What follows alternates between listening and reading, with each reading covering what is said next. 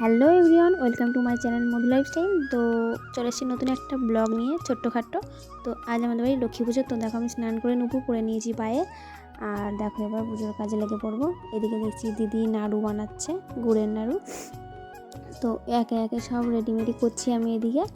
তো করে নিয়ে দেখো এই জিনিসটা কি দেখেছো, আমিও প্রথমবার দেখলাম যে মালাই দিয়ে আরও ডলে নিল, যে পাকটা নাকি ভালো আসবে এর জন্য। দেখো নাড়ু বানানো শুরু করে দিয়েছে আমার দিদি।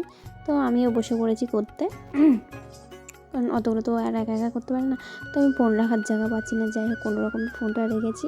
তো আমাদের রান্নাঘরটা বাইরের খোলামেলায়, দেখো আমি ছোট্টখাট্টো করে বেশ করেছি, বেশ ভালো সমান সমান করে।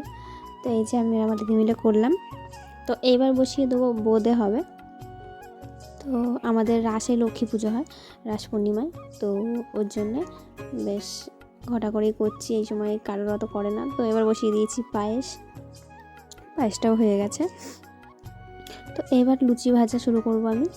তো দেখো দুটো করে লুচি ভাজছি, কারণ টাইম এগিয়ে এসছে আর তাড়াতাড়ি পুজো হবে, বিকেলবেলার মধ্যে চলে আসবে। মানে 3টে বেজেই গেছে, আবার রেডি করতে হবে, ফল কাটা শুরু করতে হবে। তো এদিকে আমার লুচি ভাজা প্রায় শেষের দিকেই। তো দিদি অনেক ভেজে দিয়েছে, শেষেগুলো আমি ভাজছি, দিদি বেলে দিয়েছে। তো বেশ ভাজতে বেশ ভালোই লাগছিলো। এবার দেখো কত সুন্দর ফুলেছে এগুলো। প্রথমে এগুলো ফোলেনি, দিদি বলছে ভিডিও করছিস বলে ফুলছে না। তো যাই হোক, এদিকে আমি ফল কাটতে চলে এসেছি তাড়াতাড়ি করে। তো টাইম বেশি ছিল না, তাই ভিডিও করে দেখাতে পারলাম না। তো একটুখানি দেখালাম, কারণ ঠাকুর যখন এবার যেতে হবে, ফলগুলোকে নিয়ে গোছানো শুরু করতে হবে। তো গোছানো আমার হয়ে গেছে, এবার ব্রাহ্মণ চলেও এসেছে, মানে আমার জামাইবাবু, উনি পুজো করে। তো এইদিকে দেখো সব যেরকম পেরেছি কোনো রকমে গুছিয়ে নিয়েছি।